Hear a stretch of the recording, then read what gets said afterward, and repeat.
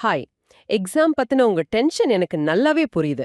ஆனா சயின்ஸ பொறுத்த வரைக்கும் ஒரு சின்ன சீக்ரெட் இருக்கு. என்ன சீக்ரெட் அது? என்ன நடக்குது அப்படிங்கறத விட ஏன் நடக்குது அப்படின்னு நம்ம மூளைக்கு ஒரு தடவை புரிய ஆரம்பிச்சுட்டா, அதுக்கப்புறம் நீங்க எதையும் மனப்பாடம் பண்ணவே தேவையில்ல. தானாவே ஞாபகத்துல இருக்கும். ஆமா. இன்னைக்கு நாம பார்க்க போற விஷயங்கள் எல்லாமே நீங்க டெய்லி உங்க வீட்ல கிச்சன்ல பார்க்குற சாதாரண விஷயங்கள் தான். அதுதான் எனக்கு ரொம்ப எக்ஸைட்டிங்கா இருக்கு. இப்போ நம்ம சுத்தி எப்பவும் ஏதாவது ஒரு மாற்றம் நடந்துகிட்டே இருக்குல்ல. நிறைய மாற்றங்கள். பேப்பரை கிழிக்கிறோம், தண்ணிய கொதிக்க வைக்கிறோம், விறகு எரியுது. ஆனா சயின்ஸ் இதெல்லாம் எப்படி பாக்குது?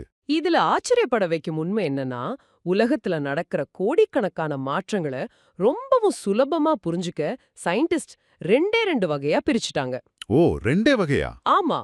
ஒன்னு இயற்பியல் மாற்றம், அதாவது பிசிக்கல் சேஞ்ச். இன்னொன்னு வேதியியல் மாற்றம், அதாவது கெமிக்கல் சேஞ்ச். நீங்க எக்ஸாமுக்கு படிக்கும்போது இந்த ரெண்டுக்குமான வித்தியாசத்தை உங்க மனசுக்குள்ள ஒரு டேபிள் காலம் போட்டு பதிய வச்சுக்கோங்க. கரெக்ட். சரி, இதை கொஞ்சம் விரிவாக பார்ப்போம்.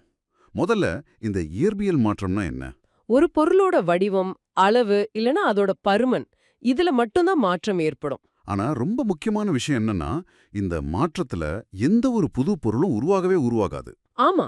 பொருளோட தன்மை மாறவே மாறாது. இத ஒரு உதாரணம் வச்சு பார்த்தா ரொம்ப ஈஸியா புரியும். சொல்லுங்க. ஒரு மரக்குச்சியை எடுத்து ரெண்டா உடைக்கிறீங்கன்னு வச்சுப்போம். உடைஞ்சதுக்கு அப்புறமா அது மரக்குச்சி தானே. அதோட சைஸ் மட்டும்தான் சின்னதா இருக்கு. எக்ஸாக்ட்லி. புதுசா எந்த ஒரு பொருளும் அங்க உருவாகல. அதே மாதிரி தான் ஒரு பேப்பர் எடுத்து சின்ன சின்ன பீஸா கிழிச்சாலும் கிழிஞ்ச துண்டுகளும் பேப்பர் தான். ஓஹோ, அப்போ சர்க்கரையை தண்ணியில கரைக்கிறதும் இதே மாதிரி தானா? ஆமா. தண்ணியில சக்கரை கரைஞ்சதுக்கு அப்புறம் நம்ம கண்ணுக்கு தெரியலனாலும் அந்த தண்ணிய குடிச்சு பார்த்தா சர்க்கரையோட இனிப்பு அப்படியே தான் இருக்கு. அப்போ அது புதுசா மாறல. சக்கரை தன் உருவத்தை மாத்திக்கிட்டு தண்ணியில மறைஞ்சிருக்கு. ஆனா அதோட இனிப்பு தன்மை மாறல. அதே மாதிரி தண்ணிய கொதிக்க வச்சா அது ஆவியா மாறுது. ஆவியான தண்ணிய திரும்பவும் குளிர்விச்சா மறுபடியும் தண்ணியா மாறிடும். அப்புறம் பனிக்காலத்துல தேங்காய் எண்ணெய் உறைஞ்சு கெட்டியா மாறுறத பாத்திருப்பீங்க. ஆமா, உறைஞ்சு போனாலும் அது தேங்காய் எண்ணெய் தான். உறைஞ்சதுனால அது வேற பொருளா மாறிடல. இது எல்லாமே இயற்பியல் மாற்றத்துக்கான ரொம்ப பெஸ்டான உதாரணங்கள். வாவ்! இப்போ இயற்பியல் மாற்றம்னா என்னன்னு ரொம்ப கிளியரா மைண்ட்ல ரிஜிஸ்டர் ஆயிடுச்சு. அப்போ வேதியியல் மாற்றம்னா என்ன? ஒரு பொருள் தன்னோட பழைய அடையாளத்தை எல்லாம் முழுசா விட்டுட்டு முற்றிலுமா ஒரு புது பொருளா மாறுற நிகழ்வு தான் வேதியியல் மாற்றம். இங்க பொருளோட அடிப்படை தன்மையே மாறிடாம். ஆமா. ஒரு தடவை மாறிடுச்சுன்னா திரும்ப பழைய நிலைமைக்கு கொண்டு வர்றது ரொம்ப கஷ்டம். சொல்லப்போனா முடியாது. இத புரிஞ்சிக்க நம்ம வீட்ல இருந்தே ஏதாவது நல்ல உதாரணம் சொல்லுங்களேன். நீங்க முன்னாடி பேப்பரை கிழிச்சத பத்தி சொன்னீங்கல்ல. இப்போ அதே பேப்பரை ஒரு தீப்பெட்டி எடுத்து கொளுத்துறீங்கன்னு வைங்க, என்ன ஆகும்? பேப்பர் எரிஞ்சு சாம்பலா மாறிடும், கூடவே கொஞ்சம் புகையும் வரும். அதுதான். எரிஞ்சதுக்கு அப்புறம் அங்க பேப்பர் அப்படின்னு சொல்ல எதுவுமே இல்ல. சாம்பல், புகை அப்படின்னு முற்றிலும் புது பொருள்கள் உருவாகிடுச்சு. சாம்பல் எடுத்து திரும்ப பேப்பரா மாத்த முடியுமா? முடியாது. அதனால பேப்பரை கிழிக்கிறது இயற்பியல் மாற்றம். ஆனா அதே பேப்பரை தீ வச்சு எரிக்கிறது வேதியியல் மாற்றம். எக்ஸாம்ல உங்களை குழப்பறதுக்காகவே இந்த மாதிரி ஒரே பொருளை வச்சு ட்விஸ்ட் பண்ணி கேட்பாங்க. அதனால இந்த வித்தியாசத்தை நல்லா ஞாபகம் வச்சுக்கோங்க. ஆமா, சமையல் கேஸ் எரியறதும் தீ போடுறதும் கூட வேதியியல் மாற்றம் தான். ஏன்னா டீ தூள், சர்க்கரை, பால் எல்லாம் சேர்ந்து கொதிச்சு டீயா மாறினதுக்கு அப்புறம் அதிலிருந்து திரும்ப பாலையோ டீ தூளையோ தனித்தனியா பிரிக்க முடியாதுல்ல. ஒரு புது சுவை, புது நிறம், முற்றிலும் ஒரு புது பொருள் உருவாகிறது. எல்லாமே வேதியியல் மாற்றங்கள் தான். இப்போதான் இந்த டாபிக் ரொம்ப இன்ட்ரெஸ்டிங்கா போகுது. இங்கதான் விஷயம் ரொம்ப சுவாரஸ்யமா மாறுது. ஆமா, சொல்லுங்க. வேதியியல் அப்படின்னு சொன்ன உடனே ஏதோ பெரிய சயின்டிஸ்ட்ஸ் லேப்ல பண்றதுன்னு நினைச்சிட்டு இருக்கோம். ஆனா நம்ம வீட்ல இருக்கிற சமையலறை தான் ஒரு பெரிய வேதியியல் கூடம் அப்படின்னு சொன்னா நம்புவீங்களா? கண்டிப்பா நம்பிதான் ஆகணும். நம்ம கிச்சன்ல நடக்கிற மேஜிக் அவ்ளோ இருக்கு. குறிப்பா சொல்லணும்னா ஒரு சூப்பரான இயற்கை நிறங்காட்டி நம்ம கிச்சன்ல இருக்கு. அறிவியல் மொழியில இத நேச்சுரல் இண்டிகேட்டர் அப்படின்னு சொல்வார்கள். அது என்ன இயற்கை நிறங்காட்டி? ஒரு கரைசல் அமிலத்தன்மை கொண்டதா இல்ல காரத்தன்மை கொண்டதான்னு கண்டுபிடிக்க இயற்கை நிறங்காட்டி பயன்படும். நம்ம அன்றாடம் சமையலுக்கு பயன்படுத்துற மஞ்சத்தூள் தான் அது. மஞ்சள் தூளா? அது எப்படி ஒரு கெமிக்கல் ரியாக்ஷனை காட்டும்? நீங்க எப்பவாவது வெள்ளை ஷர்ட்ல சாம்பார் கொட்டிட்டு அத சோப்பு போட்டு துவைக்கும் போது கவனிச்சிருக்கீங்களா? ஆமா, அந்த மஞ்சள் கரை இருக்கிற இடத்துல சோப்பு பட்ட உடனே அது அப்படியே சிகப்பு கலர்ல மாறிடும். நான் கூட என் ஷர்ட் வீணா போச்சுன்னு நினைச்சிருக்கேன். அதுக்கு காரணம் என்னன்னா, சோப்பு நீருங்கிறது காரத்தன்மை கொண்ட ஒரு கரைசல். மஞ்சள் தூளை காரத்தன்மை இருக்கிற ஒரு கரைசல்ல சேர்க்கும்போது அது உடனே தன்னோட நிறத்தை சிகப்பா மாத்திக்கும். இதுவே புளி கரைசல் மாதிரி அமிலத்தன்மை கொண்ட பொருள்ல மஞ்சளை சேர்த்தா வேற ரியாக்ஷன் இருக்கும். ஒருவேளை எக்ஸாம்ல இயற்கை நிறங்காட்டிக்கு ஒரு உதாரணம் கொடு அப்படின்னு கேட்டா வேற எதையும் யோசிக்காதீங்க, மஞ்சள் தூள் அப்படின்னு தைரியமா எழுதுங்க. சம. சரி, இந்த பருப்பொருள்களின் வேதியியல் பத்தி சொல்லுங்களேன். நம்ம சுத்தி இருக்கிற எல்லா பொருள்களுமே கெமிக்கல்ஸ் தானா? உலகத்துல இருக்கிற எல்லாமே வேதிப் பொருட்களால தான் கட்டியமைக்கப்பட்டிருக்கு. நம்ம உயிர் வாழ்றதுக்கு ரொம்ப முக்கியமான தண்ணீர் இருக்கு இல்லையா, அதுவும் கெமிக்கலா? ஹைட்ரஜன் ஆக்சிஜன் அப்படின்னு 2 வாயுக்கள் ஒன்னு சேர்ந்து உருவாகிற ஒரு வேதிப்பொருள் தான் தண்ணி. இதோட வேதியியல் வாய்ப்பாடு தான் H2O. அப்போ டெய்லி சாப்பாட்டுல போடுற சாதாரண உப்பும் ஒரு கெமிக்கலா? ஆமா, சமையல் உப்புக்கு வேதியியல் பேரு சோடியம் குளோரைடு. இதோட ஃபார்முலா NaCl. சோடியம் குளோரின் அப்படின்னு 2 கெமிக்கல் சேர்ந்து தான் நமக்கு உப்பா கிடைக்குது. வாவ்! அப்ப கிச்சன்ல இன்னும் என்னென்ன வேதியியல் மாற்றங்கள் நடக்குது? பால் தயிராக மாறுவது மிகச்சிறந்த வேதியியல் மாற்றம். அப்புறம் உங்க வீட்ல இட்லி சுடும்போது கவனிச்சிருக்கீங்களா? பழைய மாவுல செய்த இட்லி மிருதுவா இருக்க காரணம் என்ன தெரியுமா? மாவு புளிக்கிறதுனாலயா? எக்ஸாக்ட்லி. அந்த மாவில இருக்கிற சில பாக்டீரியாக்கள் நொதித்தல் அப்படிங்கிற ஒரு வேதி மாற்றத்தை ஏற்படுத்துது, ஃபெர்மெண்டேஷன். ஓகே. அப்போ பழைய இரும்பு சாமான்கள் துருப்பிடிக்குதுல, அதுவும் வேதியியல் மாற்றம் தானே? கண்டிப்பா. இரும்பு ஆக்சைடு அப்படிங்கிற புது பொருளா மாறுது. இன்னொரு விஷயம், வெள்ளை கலர்ல இருக்கிற சர்க்கரைய சூடுபடுத்திக்கிட்டே இருந்தா என்னாகும்? அது உருகி கடைசியா கருகி கருப்பு கலர்ல மாறிடும். சர்க்கரைய சூடு பண்ணும்போது அதில் இருக்கிற கார்பன் பிரிஞ்சு வருது. அதனாலதான் அது கருப்பா மாறுது. இதுவும் ஒரு வேதியியல் மாற்றம் தான். நம்ம டெய்லி லைஃப்ல இருக்கிற சயின்ஸை பார்த்தா பிரமிப்பா இருக்கு. சரி, எனக்கு ரொம்ப நாளா ஒரு சந்தேகம். வெங்காயம் வெட்டும்போது மட்டும் ஏன் கண்ணுல இருந்து தண்ணியா கொட்டுது? இத நீங்க எக்ஸாம்க்கு ரொம்ப கவனமா நோட் பண்ணிக்கோங்க. வெங்காயத்தோட செல்கள்ல புரோபேன் டயால் எஸ் ஆக்சைடு அப்படிங்கிற ஒரு வேதிப்பொருள் இருக்கு. Propane diol S oxide. ஆமா, இது ரொம்ப எளிதில் ஆவியாகக்கூடியது, வாலடைல்னு சொல்லுவாங்க. அப்போ நம்ம கத்திய வச்சு வெங்காயத்தை வெட்டும்போது அந்த செல்கள் உடைஞ்சு அந்த கெமிக்கல் காத்துல கலந்துடுமா? கரெக்ட். காத்துல கலந்த அந்த கெமிக்கல் நேரா நம்ம கண்பல சென்றடையுது. நம்ம கண்ணு உடனே தன்னை காப்பாத்திக்கிறதுக்காக கண்ணீரை உற்பத்தி பண்ணி அந்த கெமிக்கலை வெளியேத்த பாக்கும். இதை தடுக்கவே முடியாதா? ரொம்ப சிம்பிளான தீர்வு இருக்கு. வெங்காயத்தை தண்ணியில நனைச்சிட்டு வெட்டினீங்கன்னா அந்த வேதிப்பொருள் தண்ணியிலே கரைஞ்சிடும். அதனால எரிச்சலும் கண்ணீரும் குறைஞ்சிடும். Super tips. அடுத்தது சோப்பு பத்தி ஒரு செம இன்ட்ரெஸ்டிங்கான டாபிக் இருக்கு. துணியில இருக்கிற அழுக்க சோப்பு எப்படி அவ்ளோ ஈஸியா நீக்குது? அது ரொம்ப அழகான ஒரு சயின்ஸ். அதுக்கு முன்னாடி ஒரு சோப்பை நாமே வீட்ல எப்படி தயாரிக்கலாம் அப்படிங்கறது உங்க பாடப்புத்தகத்துல ரொம்ப தெளிவா கொடுத்திருக்காங்க. எக்ஸாம்ல கேட்கப்படலாம். ஆமா, 35 மில்லி நீர், 10 கிராம் சோடியம் ஹைட்ராக்சைடு, அப்புறம் 60 மில்லி தேங்காய் எண்ணெய். இது மூணையும் கலந்தா சோப்பு ரெடி. இதுல சோடியம் ஹைட்ராக்சைடு அப்படிங்கிறது தான் அந்த முக்கியமான காரப்பொருள். ஓகே, இப்போ சோப்பு எப்படி செயல்படுதுன்னு பாப்போம். சோப்பு மூலக்கூறுகளுக்கு 2 முனைகள் இருக்கு. ஒன்னு நீர் விரும்பும் பகுதி, இன்னொன்னு நீர் வெறுக்கும் பகுதி. ஒன்னு தண்ணிய பிடிச்சுக்கும், இன்னொன்னு தண்ணிய விட்டு விலகி ஓடும். துணியில இருக்கிற அழுக்கு, எண்ணெய் பிசுக்கு இதுகிட்ட தண்ணி நெருங்க முடியாது. ஆனா சோப்பு மூலக்கூறோட நீர் விருக்கும் பகுதி என்ன பண்ணும்னா நேரா அந்த அழுக்க நோக்கி சென்று அதை இறுக்கமா பற்றிக்கொள்ளும். அதே நேரத்துல அதோட நீர் விரும்பும் பகுதி தண்ணிய நோக்கி சென்று நீரை பிடிச்சுக்கும். இப்படி பல சோப்பு மூலக்கூறுகள் அந்த அழுக்கை சுற்றி வட்டமிட்டு அழுக்கை துணியிலிருந்து பித்து எடுக்கின்றன. இறுதியா நாம நீரை ஊற்றி கழுவும் போது அழுக்கும் அடிச்சு செல்லப்படுகின்றன. வாவ்! ஒரு சாதாரண சோப்புக்குள்ள இவ்ளோ பெரிய சயின்ஸ் போர் நடக்குதா? சரி, இப்போ கிச்சனை விட்டு வெளியே வருவோம். இது ஒரு பரந்த கோணத்துல பார்த்தோம்னா விவசாயம் பத்தி தானே கேட்க போறீங்க? ஆமா, மண்ணின் வளத்திற்கும் வேதியியலுக்கும் உள்ள தொடர்பை விளக்க தாவர ஊட்டச்சத்துக்களும் உரங்களும் பத்தி பார்க்க போறோம். தாவர வளர்ச்சிக்கு பல சத்துக்கள் தேவைப்பட்டாலும் ஒரு 3 சத்துக்கள் மிக முக்கியம். இத முதன்மை ஊட்டச்சத்துக்கள் அப்படின்னு சொல்றோம். நைட்ரஜன், பாஸ்பரஸ் மற்றும் பொட்டாசியம், சுருக்கமாக NPK. எக்ஸாக்ட்லி. ஆனா ஒரே நிலத்துல தொடர்ந்து விவசாயம் பண்ணும்போது மண்ணுல இருக்கிற இந்த சத்துக்கள் தீர்ந்து போயிடும். அதை ஈடுகட்டவே நாம உரங்கள் பயன்படுத்துறோம். உரங்களை 2 பெரும் பிரிவுகளா பிரிக்கலாம். முதல் வகை கரிம உரங்கள், அதாவது ஆர்கானிக் ஃபர்டிலைசர்ஸ். நுண்ணுயிரிகளால் தொகுக்கப்பட்ட தாவர விலங்கு கழிவுகள் தான் இவை. உதாரணத்திற்கு மண்புழு உரம், தொழு உரம் ஆகியவற்றை கூறலாம். இவை எளிமையானவை, சிக்கனமானவை. இரண்டாவது வகை கனிம உரங்கள். கனிமப் பொருள்களைக் கொண்டு தொழிற்சாலைகளில் வேதி மாற்றத்திற்கு உட்படுத்தி தயாரிக்கப்படுவமைதான் கனிம உரங்கள். உதாரணங்கள்: urea, super phosphate, ammonium sulphate, potassium nitrate. இங்க தேர்விற்கான அட்டவணை குறிப்பு இருக்கு. எந்தெந்த உரங்கள்ல எவ்வளவு சத்துக்கள் இருக்குன்னு ஞாபகம் வச்சுக்கணும். நான் அதை ரொம்ப சுருக்கமா சொல்றேன். யூரியாவில் 46% நைட்ரஜன் உள்ளது. அதாவது 50 கிலோ யூரியாவில் 23 கிலோ நைட்ரஜன் இருக்கும். சூப்பர் பாஸ்பேட்ல 8 முதல் 9% பாஸ்பரஸ் சத்து உள்ளது. அமோனியம் சல்பேட்டில் 21% நைட்ரஜன் உள்ளது. கடைசியா பொட்டாசியம் நைட்ரேட். இதுல 13% நைட்ரஜன் மற்றும் 44% பொட்டாசியம் சத்துக்கள் உள்ளன. இந்த விவசாயம் சார்ந்த தலைப்புல மறக்கவே கூடாத இன்னொரு விஷயம் உழவனின் நண்பன். ஆமா, மண்புழுக்கள் உயிரிக் கழிவுகளை உணமாக உண்டு செரித்து வெளியேற்றுகின்றன. இது மண்ணை வளமாக்குவதால் உழவனின் நண்பன் எனப்படுகிறது. பின்னி பிணைஞ்சிருக்குன்னு பார்த்தோம். நம்ம முதல் தலைப்புக்குள்ள போகலாம். சிமெண்ட். உண்மையிலே இது ஒரு கட்டமைப்பு அதிசயம்தான். கொஞ்சம் யோசிச்சு பாருங்க.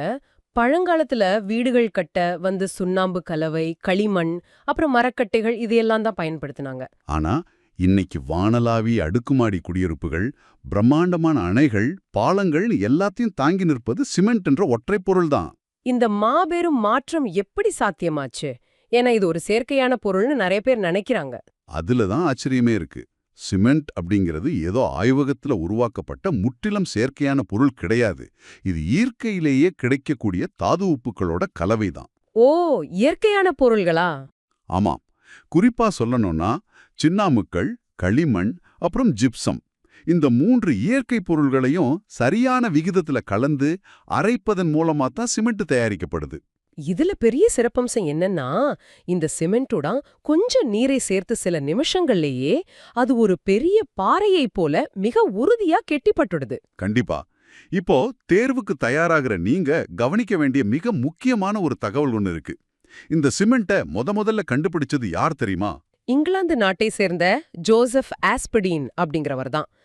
வருடம் 1824. நினைச்சு பாருங்க. சுமார் 200 ஆண்டுகளுக்கு முன்பு அவர் கண்டுபிடிச்ச ஒரு பொருள் தான் இன்றைக்கும் ஒட்டுமொத்த உலகத்தோட கட்டுமானத்துக்கும் ஆணிவேரா இருக்கு. மிக சரியான தகவல். இந்த இடத்துல இன்னொரு சுவாரஸ்யமும் இருக்கு. ஜோசப் ஆஸ்படீன் தான் கண்டுபிடிச்ச இந்த சிமெண்டிற்கு போர்ட்லாண்ட் சிமெண்ட் அப்படின்னு பேரிட்டார். ஏன் அப்படி பெயர் வைத்தார்னு நீங்க யோசிக்கலாம். அதாவது இங்கிலாந்துல போர்ட்லாண்ட் அப்படின்னு ஒரு இடம் இருக்கு. அங்க கிடைக்கிற சுண்ணாம்புக்கள் ரொம்ப கடினமான தன்மையை கொண்டது இல்லையா? சரியா சொன்னீங்க. ஜோசப் ஆஸ்படின் உருவாக்குன சிமெண்ட்டும் அந்த போர்ட்லண்ட் கல்லை போலவே மிக உறுதியா இருந்ததால இதுக்கு போர்ட்லண்ட் சிமெண்ட்னு பேர் வந்துருச்சு. அந்த ஊரோட பேரால தான் இந்த சிமெண்ட்டுக்கே இந்த பெயர் வந்திருக்கு. சரி, நீங்க சிமெண்ட் தயாரிப்பை பத்தி சொல்லும்போது சுண்ணாம்புக்கள், களிமண் இவற்றோடு ஜிப்சம் சேர்க்கப்படுவதா சொன்னீங்க. ஆமா, சேர்த்தாகணும். இந்த ஜிப்சம் எதற்காக சேர்க்கப்படுது? வெறும் சுண்ணாம்புக்கல்லும் களிமண்ணும் மட்டும் போதாதா? அங்கேதான் அறிவியலோட ஒரு சின்ன தந்திரம் ஒளிஞ்சிருக்கு. சிமெண்டோட நீரை சேர்த்தவுடன் அது மிக விரைவாக கெட்டிப்பட்டு விடும்னு நம்ம பார்த்தோம் இல்லையா? ஆமா, உடனே கெட்டிப்படும். ஒருவேளை அது உடனே கெட்டிப்பட்டுட்டா கட்டுமான தொழிலாளர்களால அதை எடுத்துச் சென்று சுவலில் பூசுவதற்கும் செங்கற்களை அடுக்கி வைப்பதற்கும் நேரம் கிடைக்காது. ஆமாம், கலவை பாத்திரத்திலேயே சிமெண்ட் பாறையாகிடும். அதை தவிர்க்கிறதுக்காக சிமெண்ட் கெட்டிப்படும் நேரத்தை சற்று தாமதமாக்க வேண்டும். இந்த வேலையைத்தான் ஜிப்சம் செய்யுது. ஓ, அப்போ சிமெண்ட் தயாரிப்போட இறுதியில சிறிதளவு ஜிப்சம் சேர்க்கிறதால மட்டுமே அது நிதானமாக கெட்டிப்படுது. தேர்வு கண்ணோட்டத்துல இது மிக முக்கியமான ஒரு குறிப்பு. இது ரொம்பவே ஆச்சரியமான தகவல். ஜிப்சம் மட்டும் இல்லைன்னா நம்மால எந்த கட்டிடத்தையுமே சரியா கட்டியிருக்க முடியாது. சரி, இப்போ இந்த சிமெண்டின் முக்கியமான 3 பயன்பாடுகளை பத்தி பாப்போம். முதலாவது காரை, அதாவது ஆங்கிலத்துல மார்ட்டார்னு சொல்லுவாங்க. விரல் சிமெண்ட், மணல் மற்றும் நீர் சேர்ந்த கலவைதான் இந்த காரை. வீடுகள்ல செங்கற்களை வச்சு சுவர் கட்டவும், சுவரின் மேல் பூசவும், தரை போடவும் இதுதான் பயன்படுது. இது ஒரு பர்சை மாதிரி செயல்படுது. அடுத்தது 2வது வகை, கற்காரை, அதாவது கான்கிரீட். முந்தைய கலவையான காரையுடன் கூடுதலா ஜல்லிக்கற்களை சேர்த்தா அதுதான் கற்காரை. சிமெண்ட், மணல், தண்ணீர் இதோட ஜல்லிக்கற்களும் சேரும்போது அதோட உறுதி பல மடங்கு அதிகரிக்குது. உறுதியான கட்டடங்கள், பாலங்கள் கட்ட இந்த கற்காரை தான் பயன்படுது. அப்போ 3வது வகை இதை விட வலுவானதா இருக்குமே? நிச்சயமா, அதுதான் வலுவூட்டப்பட்ட காரை அல்லது RCC என்று அழைக்கப்படுற ரெயின்ஃபோர்ஸ்டு சிமெண்ட் கான்கிரீட். கற்காரையோடு இரும்பு கம்பிகள் அல்லது எஃகு வலைகளை சேர்த்து பெறப்படுவதே இந்த வலுவூட்டப்பட்ட காரை. நீங்க கட்டடம் கட்டும் இடங்கள்ல பார்த்திருப்பீங்க. இரும்பு கம்பிகளை வளைச்சு ஒரு வலை போல கட்டி அதன் மேல் இந்த கான்கிரீட் கலவையை ஊற்றுவாங்க. இது எப்பேற்பட்ட எடையையும் தாங்கக்கூடியது.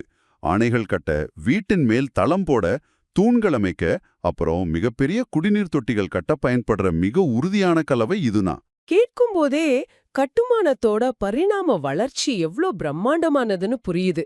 சரி, நம்ம அடுத்த பகுதிக்கு செல்வோம். ஜிப்சம் மற்றும் எப்சம். இது ரெண்டுமே ஒன்றுக்கொன்று தொடர்புடைய வேதியியல் சகோதரர்கள்னு சொல்லலாம். வேதியியல் வாய்ப்பாடுகள் என்றாலே தேர்வுக்கு படிக்கிறவங்களுக்கு சற்று கடினமா தோணலாம். ஆனா எப்படி ஒப்பிட்டு படிப்பதன் மூலம் இதை எளிதா நினைவில் நிறுத்தலாம்னு இப்போ பார்க்கலாம். ஜிப்சம் பத்தி இப்போதான் பேசணும், அதையே கொஞ்சம் விரிவாக அலசுவோம். தாராளமா. ஜிப்சம் அப்படிங்கிறது இயற்கையில கிடைக்கக்கூடிய ஒரு மென்மையான கனிமம். இது பொதுவா வெள்ளை அல்லது சாம்பல் நிறத்துல இருக்கும். இதோட வேதிப்பெயர் என்னன்னா கால்சியம் சல்ஃபேட் டைஹைட்ரேட். இதற்கான மூலக்கூறு வாய்ப்பாட்ட CaSO4.2H2O அப்படின்னு குறிப்பிடுவாங்க. இந்த வாய்ப்பாட்டை எப்படி எளிதா புரிந்து கொள்வது? இந்த டைஹைட்ரேட் என்றால் என்ன? ரொம்ப சுலபம்.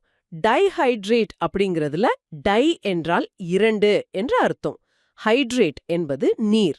அதாவது கால்சியம் சல்ஃபேட்டுடன் 2 நீர் மூலக்கூறுகள் இணைந்துள்ளன. அதைத்தான் 2H2O என குறிப்பிடுகிறோம்.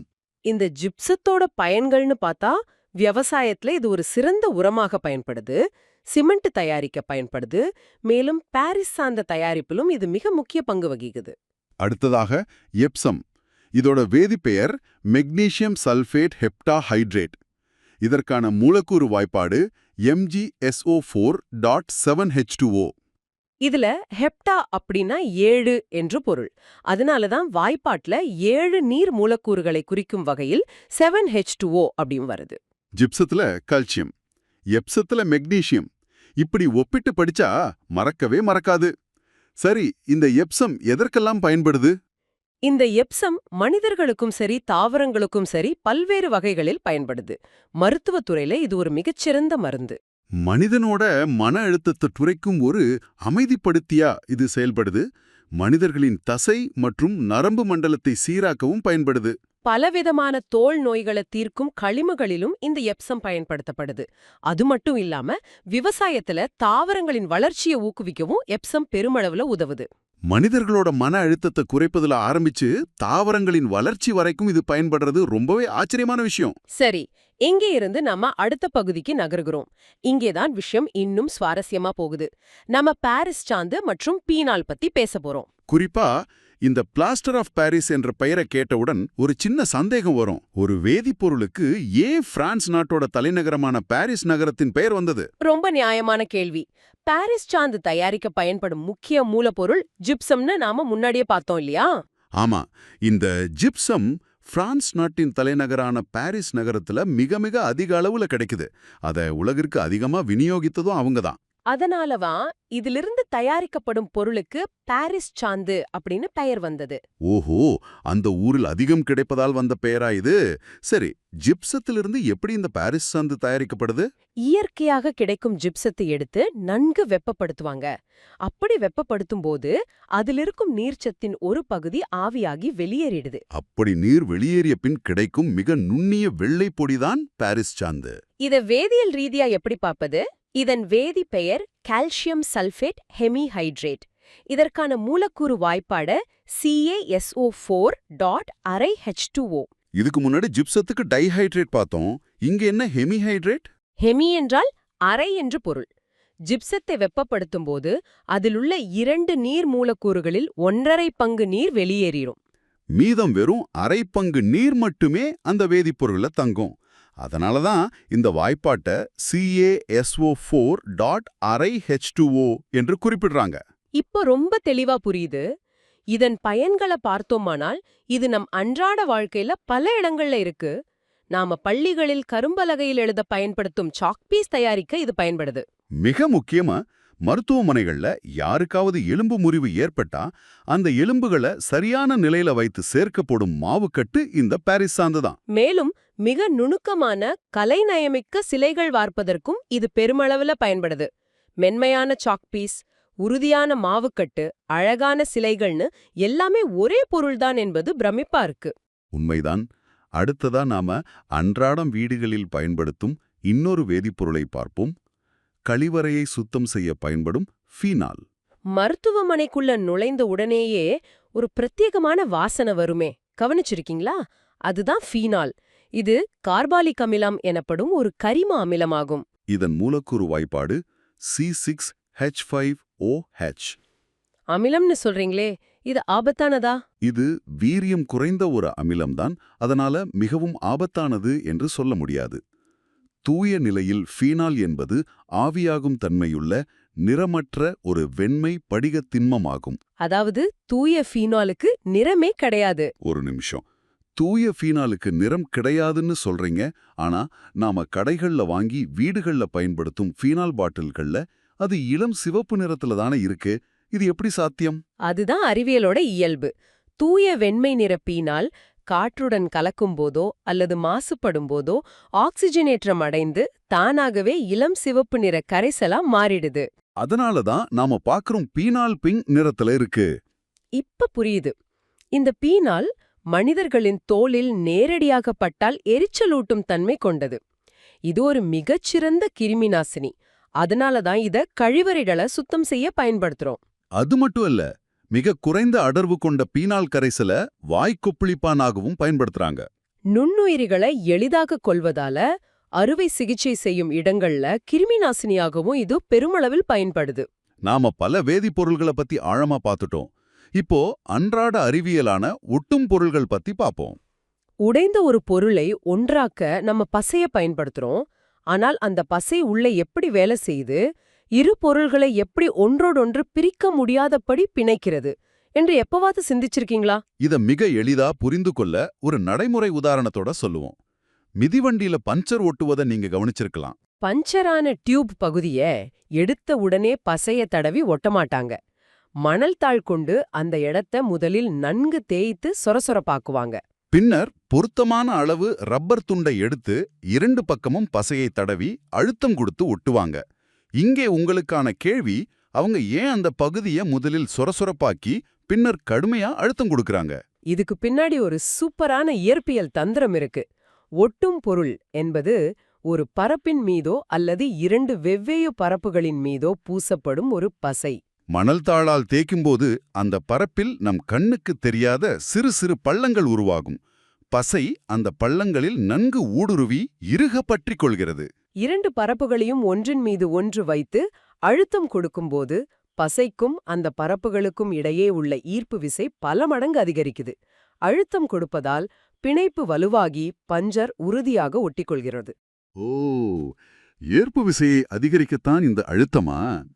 இந்த ஒட்டும் பொருள்களை இரண்டு வகையாக பிரிக்கலாம். ஒன்று இயற்கை ஒட்டும் பொருள், மற்றொன்று செயற்கை ஒட்டும் பொருள். இயற்கையாக கிடைக்கும் ஸ்டார்ச்சை நீரில் கரைத்து உருவாக்கும் பசை இயற்கை ஒட்டும் பொருளுக்கு ஒரு மிகச்சிறந்த எடுத்துக்காட்டு. காகிதங்களை ஒட்ட இது பெருமளவு பயன்படும். அதேபோல மிதிவண்டி கடைகளில் பயன்படுத்தும் பஞ்சர் ஒட்டும் பசை, செல்லோடேப் போன்ற நாடாக்கள் யாவும் செயற்கை ஒட்டும் பொருள்களாகும். சரி, ஒரு ராபிட் ஃபயர் Q&A.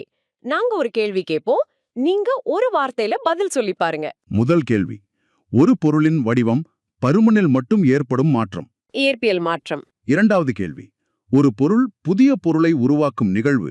வேதியியல் மாற்றம். மூணாவது கேள்வி, பனிக்காலத்தில் தேங்காய் எண்ணெய் உறைதல் எவ்வகை மாற்றம். இயற்பியல் மாற்றம்.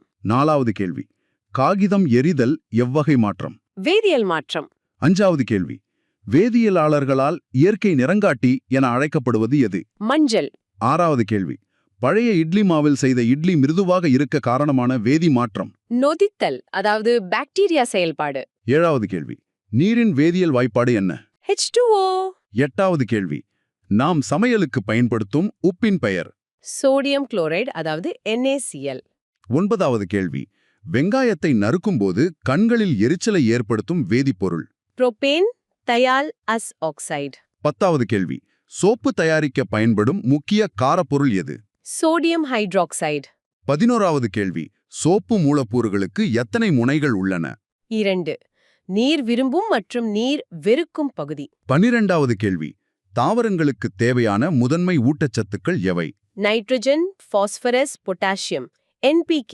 13வது கேள்வி, தொழிற்சாலைகளில் தயாரிக்கப்படும் உரங்கள் எவ்வாறு அழைக்கப்படுகிறன?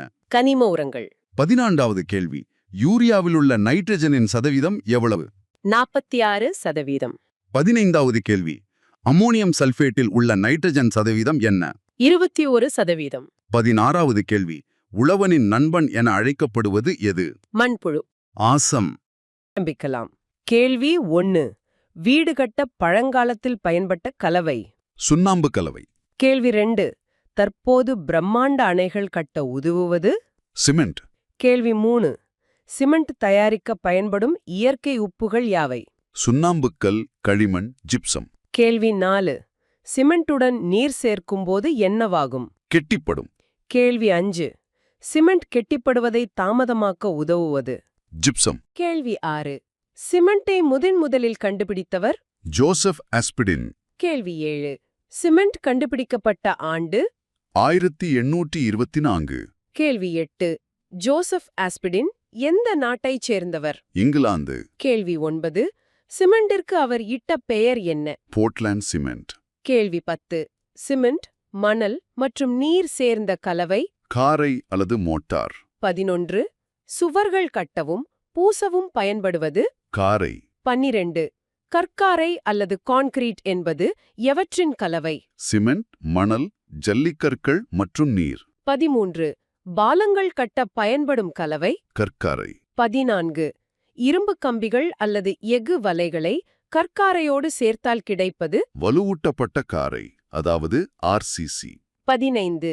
பெரிய குடிநீர் தொட்டிகள் கட்ட பயன்படுவது? வலுவூட்டப்பட்ட காரை. 16. ஜிப்சம் என்பது இயற்கையில் கிடைக்கும் எண்ணிற கனிமம். வெள்ளை அல்லது சாம்பல். 17. ஜிப்சத்தின் வேதிப்பெயர் என்ன?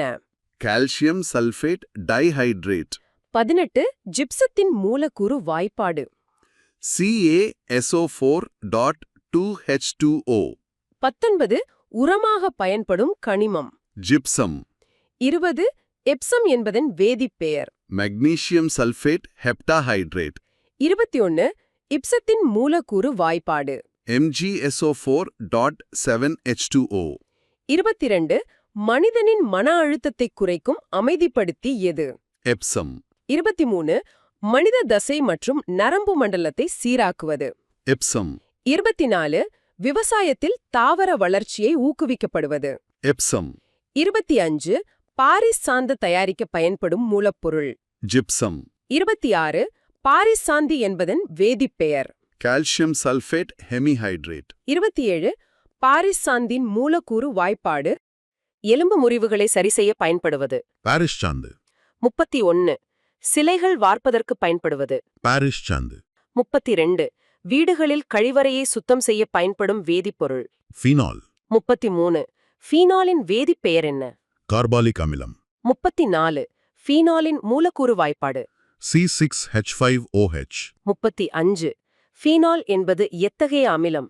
வீரியம் குறைந்த அமிலம். 36. தூய ஃபீனாலின் நிறம் என்ன? நிறமற்றது, அதாவது வெண்மை படிகம். 37. மாசடைந்த ஃபீனால் என்ன நிறமாக மாறும்? இளம் சிவப்பு. 38. அறுவை சிகிச்சையில் கிருமிநாசினியாக பயன்படுவது? ஃபீனால். 39.